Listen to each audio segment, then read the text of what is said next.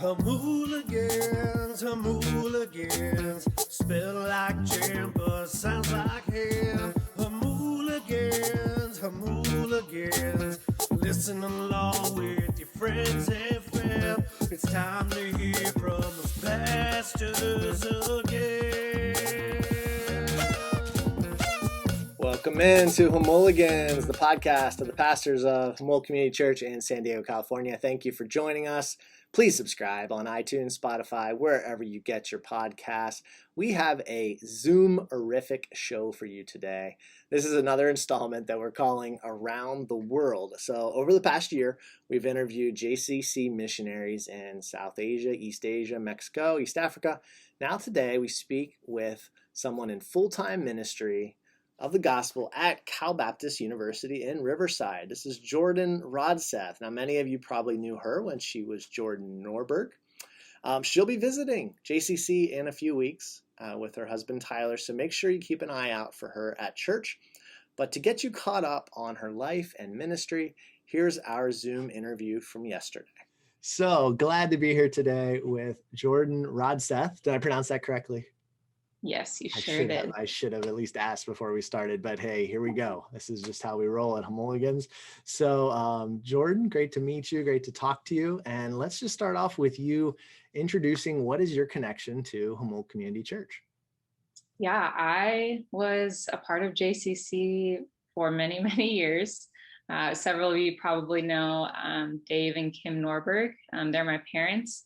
And I think we moved to Jamul when I was in the first grade, and I was there until really college, and now whenever I'm in town or my husband Tyler and I are in town, we love swinging by and seeing familiar faces. But yeah, I was a part of Thrive, super involved there, and Indian Hills Camp, was a camper there and served there during some high school years. So yeah, several connections, and yeah, it was definitely a sweet time of my life for sure.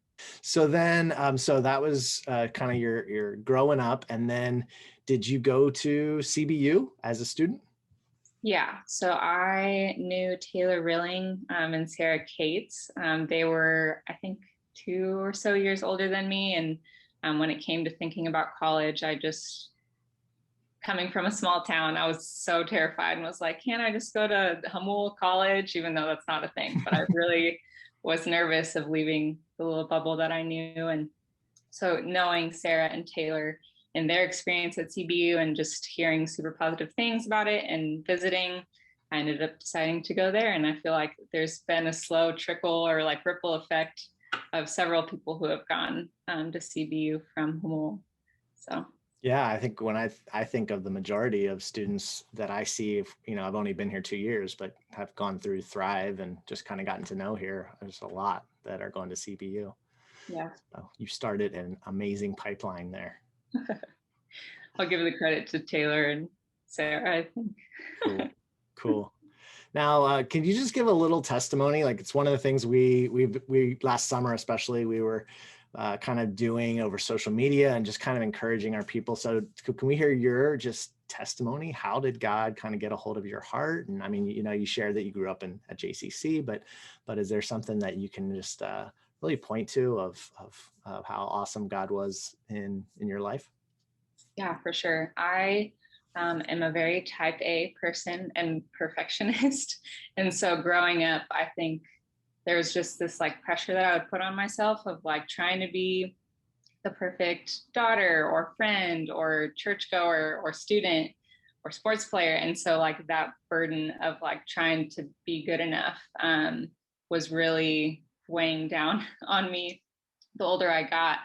And I'd heard the gospel probably several times, but I remember I think I was around like 9 years old in one of my Sunday schools at JCC. I decided to like pray and give my life to Christ. And I usually say that's when like my personal relationship with God began, and then kind of deepening that through Thrive, through high school, and just maturing and getting older. And then college really developed a like purposeful relationship with God. And it wasn't just like me and God doing our thing, but it was like, oh God, you left me on this earth for a reason. You could have just like sucked me up into heaven if after you saved me. So you left me on this earth for a reason. And so that's when I really began, just to live my life, not just for myself, also for others, like spiritual growth and wanting to share my faith more and seeing the importance of that. So that's kind of the like, maybe more than just the small moment of being saved, but how God has grown me really since JCC. So All right. Very cool. And that dovetails really well into what you're doing now, because you are a missionary. You are someone who's been sent out by JCC, supported, loved by JCC, and you're back at CBU. So tell us about your ministry now, and and how those experiences kind of shaped what you're doing. Yeah, I think I'll start with how I got involved, because I didn't necessarily grow up saying like, yeah, I'm going to go into full-time ministry. Like I always looked up to people in full-time ministry, but never considered it myself. So I'll start with the summer after my sophomore year of college. I went to India and just saw masses of people like worshiping all these different idols and gods, and was like, dang, like people really don't know Jesus and people really need the gospel. And I was just really convicted because I'm also an introvert. So I was like, no, that makes me uncomfortable. I'll just leave the sharing the gospel thing to the extroverts maybe. And so finally I stopped with that excuse and was like, okay, God, going into my junior year, I need to learn how to share the gospel. And God, in his kindness, brought Haley into my life, but also Morgan.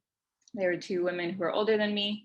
And Morgan is on challenge staff, like with me. We're coworkers now. But they really just invested in me, discipled me, taught me practically how to share the gospel. But not just that, also like just how to disciple people, and just gave me that vision for discipleship, because I had like heard the word before, but I maybe couldn't define it necessarily in my early college years. And so, just really was eating everything up that they were giving me, growing a ton. And then at the end of my junior years, when Morgan asked me like, hey, would you consider joining staff? Like, you really get the vision. Think you'd be good at it. We'd love to have you. And I was like, totally blindsided by that. I was like, me? Like ministry? What? Like I just, was blindsided by it really. So I took that whole next year, my senior year, to really think and pray and have conversations with people about like, should I do this? Should I not? Like, where is God leading me? So after a long year of wrestling through that, I decided to join staff. And now I just ended my 4th year of being on challenge staff. And so really, like, I joined because it was so impactful to me and gave me such like purpose and like confidence, and just really challenged me. That's our name, challenge.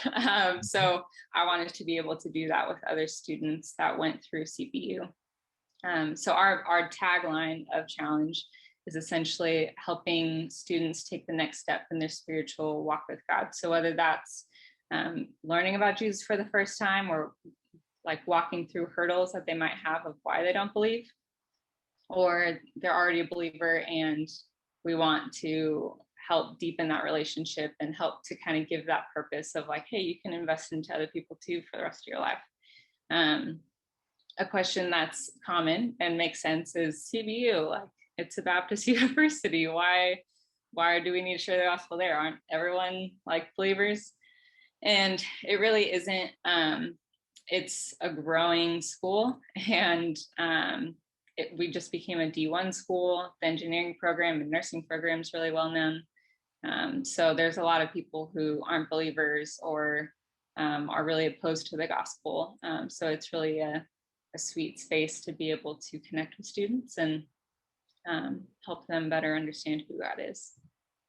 We worked in Kenya at a school for 14 years, and one of the gaps that we had, we thought there was kind of a gap at the school, was there was no college students or people in their early 20s. So you had the high school students, and then you had like, when we got there, we were in our late 20s and our 30s. And so there's just this gap. And so it's a really cool niche that you have there where you're able, you just came through where they are, you're close to their age, but yet you're more mature, you walked with the Lord longer, you can kind of, yeah. So that is a cool connection. So what is it maybe a typical week look like? And I know that with COVID that, probably looked different, but maybe even, before COVID, but, what exactly does that ministry look like for you? I kind of wear many hats. So I kind of narrowed down to kind of like 3 areas of like me and my staff of 9 other people. It's me and Morgan that kind of head up the other 4 girls that are on staff. So we help them in their ministries and do like weekly meetings and touch points with each other, as well as like with the students. So that like with believers, I have like a discipleship group. I had one of 7 girls last year, even with COVID. So that was sweet to be able to walk through this weird time with them. So we have like smaller groups and then medium-sized groups called tribes, or just like Bible studies. And that's just like a weekly Bible study to where believers or non-believers who are maybe curious could come and just read the Bible together and talk through that. And then we have our larger group meetings called challenge nights. Those are usually Wednesday nights where we hear from a speaker. There's usually like an icebreaker at the beginning and just a time for like everyone within the ministry to get together and see each other's faces.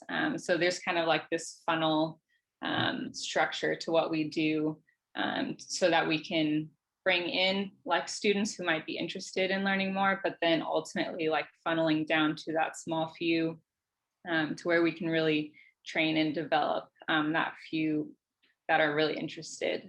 So that's kind of the structure of like where we're going there. And then also support. I live on support full time. So I have a team of currently 45 individuals and families who support me monthly. So just sending out newsletters so that they're informed, taking summer seasons, usually when students have time off, to connect with them, to reach out. So those are kind of like the 3 main areas of like where my time goes. Right. And so that looks very different from week to week, but those are kind of like the main areas of focus that I have. Do you live on campus or are you off campus? I'm off campus. My husband and I just moved to a rental house actually. So we just got out of apartment life. So we're really excited to be able to have like a backyard with a fire pit to be able to host people. And we've already had a couple of barbecues. So that's been super fun. That's awesome. Yeah, and that's probably really welcome by the students to be able to have a place off campus where they can go and yeah. Maybe, I know the last year has been just so challenging, overwhelming for so many people.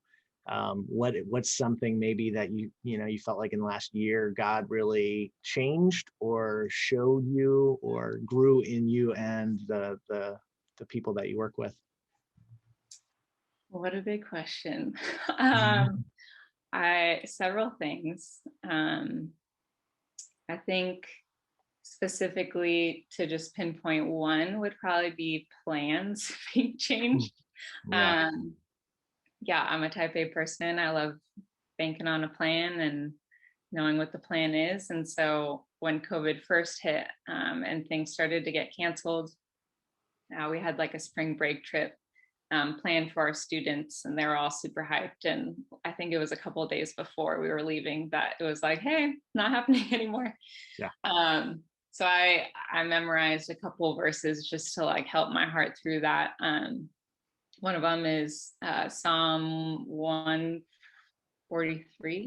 or 148:3.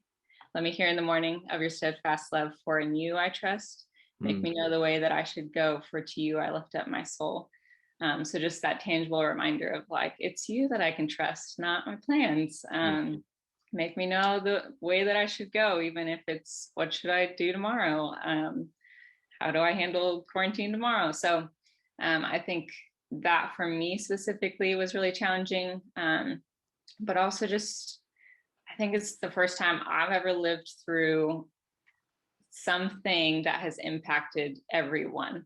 Mm-hmm. Like usually it's like hard stuff is happening for that family or that individual, but it was like this hard thing is happening to everyone and it all impacts everyone so differently. So how can I help love and care for and support people who like are all going through something. So I think just the weight that it had on my soul was also just a taxing thing through COVID season. Just to wrap up, what are one or two prayer requests that you'd like to share with the JCC family? Just kind of, we heard a lot of stories. I think you really helped us visualize your ministry, but what's one or two things we could pray for you? So many of you who know me, I grew up playing soccer. So I've played soccer for like 10 years. It was very much a part of my life. And so part of my like affinity group or the group of people that I'm trying to connect with to share the gospel with at CBU was the water polo team. And it still is, but water polo is like not necessarily my jam. Like I don't understand the sport super well. So I was just praying like, Lord, would you bring like some soccer girls my way or give me some connection somehow? And so God and his kindness and how he works through many people's lives saved Tiana.